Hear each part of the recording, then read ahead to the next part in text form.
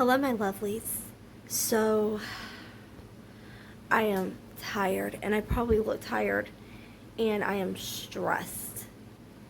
If you hear screaming, it's Eli, my youngest.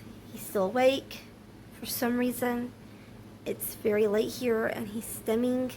I don't know what's causing this. Maybe he's just picking up on the general anxiety in the house. That could be the case. Look at this. Stress. I'm telling you, it's stress. And why am I so stressed, you ask? Because our youngest, Eli, is scheduled for a tonsillectomy at Children's on December 1st of this year. And I am completely stressed out. Not really about the surgery, but the aftercare, because he has autism and he stims, and we are concerned about him not wanting to eat or drink. It's just very stressful. And of all days, the day before Thanksgiving, that is just, I don't know. I'm dealing with it in my own way, but it's just not going well, So, yeah. It's been incredibly rough, but I'm getting through day by day and just trying to take a few minutes out of every day to give myself a little time to just, regroup, refresh, relax, and try not to overstress, because when I overstress, I tend to have health issues and it bothers other things like my lupus and whatnot. And yeah, it can trigger a thyroid storm and a lupus, like a reoccurrence. It can cause a lot of problems. So I try not to overstress. And plus, it's just not good for your mental health to constantly be overstressed. That being said, we are stressed and worried. But I believe we're going to be okay. We have a strong support system, and we do have a nearby emergency room, and my mother's coming in to help me, and I have been reading stuff on the internet to try to help me with, helping him cope. So I am going to take you along on my journey as Eli gets his tonsillectomy, and we deal with the hurdles of his recovery with autism and getting him ready for school. And what led to the decision of his tonsillectomy was constant recurring cases of strep.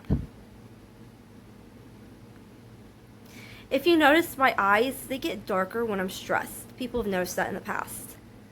My eyes are incredibly dark anyway, but when I get stressed, they get even darker. So, I don't know. It's a genetics thing, I guess. I don't know. Neither of my parents have it, so I really don't know. And none of my children have it, so there you go. Anyway, I digress. I am going to be doing Thanksgiving dinner over here tomorrow at my place. It's going to be a small group, just my mom, my dad, my sister, her husband, and their 9-year-old son, and of course, me and my family. Which, when you get to thinking about it, it's really not a small group, but it's our small group. It's just us. We live so close-knit together. We might as well be breathing the same air. I mean, not even joking. We just, that's just how we are.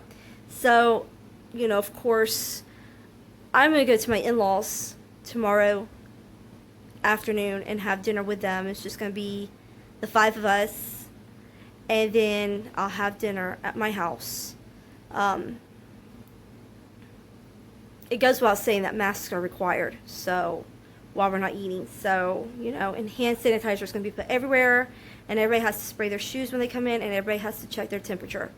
So it's not like I'm just disregarding everything that's going on. It's just that I'm stressed and I need some family time, and it will help me in the long run, rather than just isolating and feeling alone.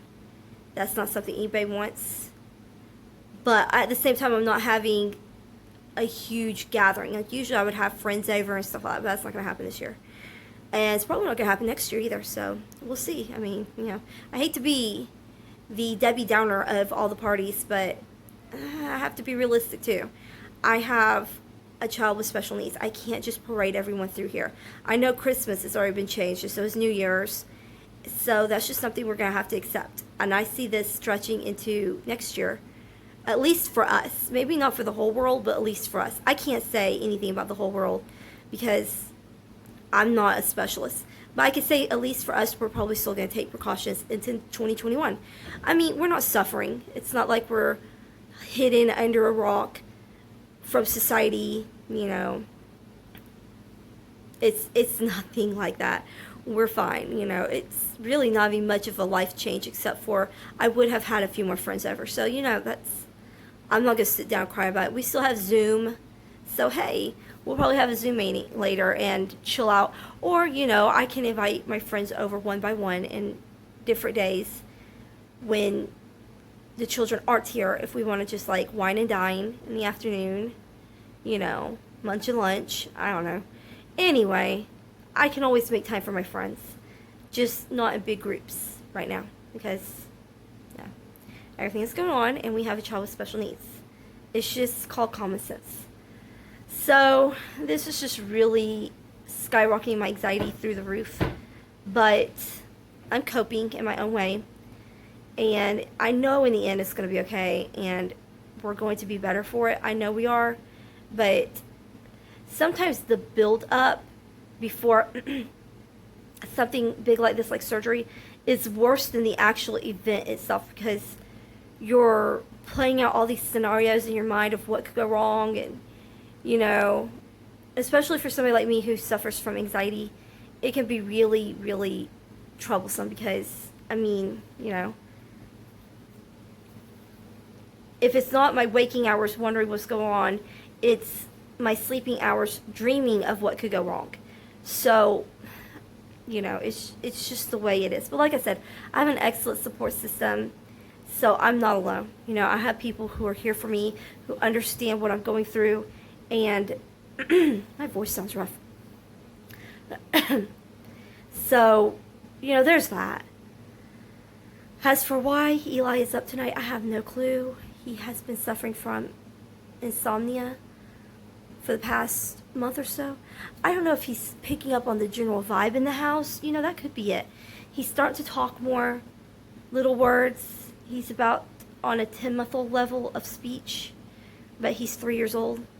So we are progressing instead of regressing. After the surgery, we may regress some. But that's what therapy is there for. And I have to say, I am eternally thankful for therapy. And, school has been wonderful too.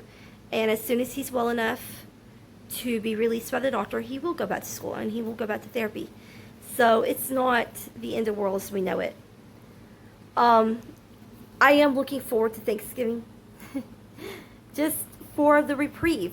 And, just being able to just, relax a little and be happy. I'm always happy at the holidays. So, there's that. And, so yeah, I am looking forward to the holidays. I wish it wasn't so stressful this year, but you know what? This has been one of those years where it's just stressful. So it's just something that seems like we can't avoid as a nation and as a world. So we're all struggling with our own personal demons and stuff. So if you're having a stressful holiday this year, don't feel bad. You're not alone. We're all dealing with our own personal stuff, and we're here to back you up. You don't ever have to feel alone, and you can always reach out to me, and I am more than happy to talk anytime during the day, literally. Anytime. I'm never going to turn somebody away who's trying to reach out and talk to somebody. So I'm going to make this video short and sweet, just explaining what's going on.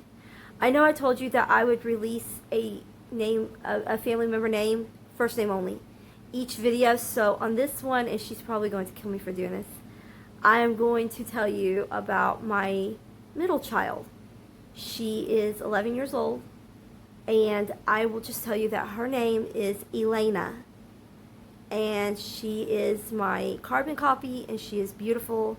And I love her, and I know she watches my videos. So, I love you, sweetie. And she's probably going to murder me in my sleep for this, but worth it.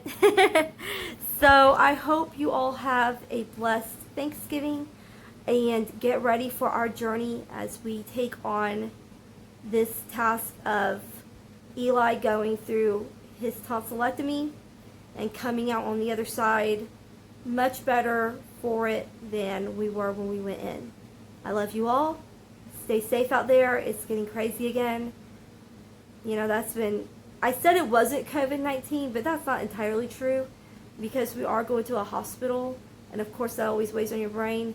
But it's not really COVID-19, because it's children's and they keep everything super, super safe. So it's not.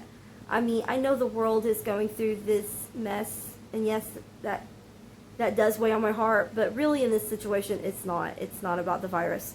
But anyway, I digress again. I love you all. Stay safe. Happy Thanksgiving.